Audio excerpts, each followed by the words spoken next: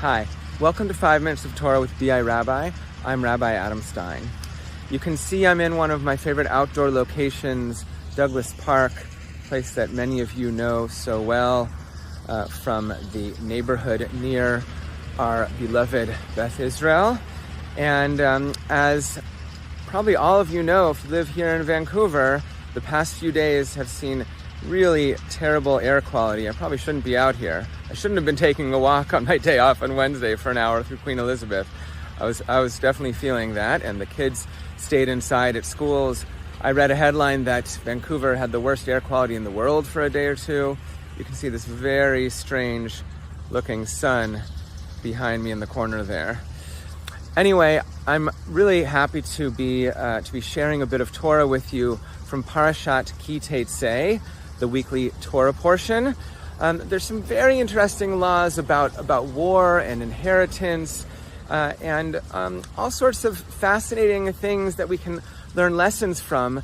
And one of them is really, really has been interesting to me during this week when I've been looking at the parasha, when we've been reading it on Monday and Thursday morning and this past Saturday afternoon, and also just looking at the Torah portion. I've been thinking, I want to look into this and talk about it.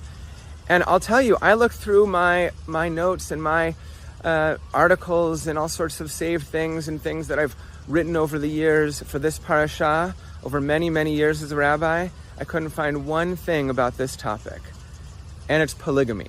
Yes, I'm here on YouTube, our weekly 5 Minutes of Torah, to speak with you about polygamy, or polygyny, as I think it's called, with an N and a Y at the end, when it's a man and multiple wives.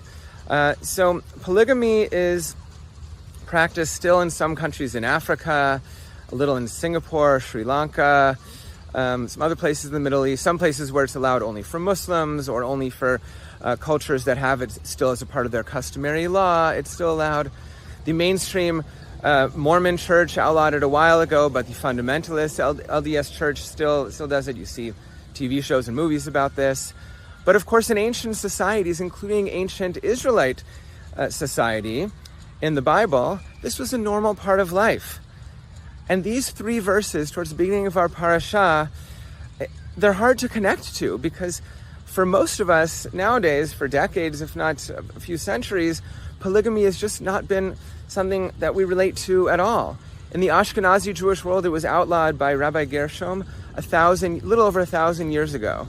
His decree, his takana outlawing polygamy, I think expired a few years ago because it only lasted for 1,000 years. But I think someone renewed it. We can check into that. But I've been trying to figure out how do we connect to a law that seems so foreign to us? And I think what we do is we try to look at these 3 verses and this law and see, what is it actually telling us? What is it actually speaking about? And what it's talking about directly is when a man has 2 wives and one is loved and one is not loved. One is hated, actually. And that seems upsetting also. If he's going to have 2 wives, he should love them both. He shouldn't hate one of them. But okay, describing a situation, he doesn't love them both equally. What he's not supposed to do, according to this law, is say, you know what, my firstborn is from the wife that I don't like, that I sort of hate her, but I really love this other wife. I'm going to give the firstborn inheritance, the double portion, to the son from the wife I really, really love. And even though my firstborn is from my wife I don't love so much, it even says hated, I'm going to pass him over and not give him his firstborn inheritance. But the Torah says, no, you can't do that. You have to give that firstborn his due. He is the firstborn, and that's how society works. And I think that's really the thing here.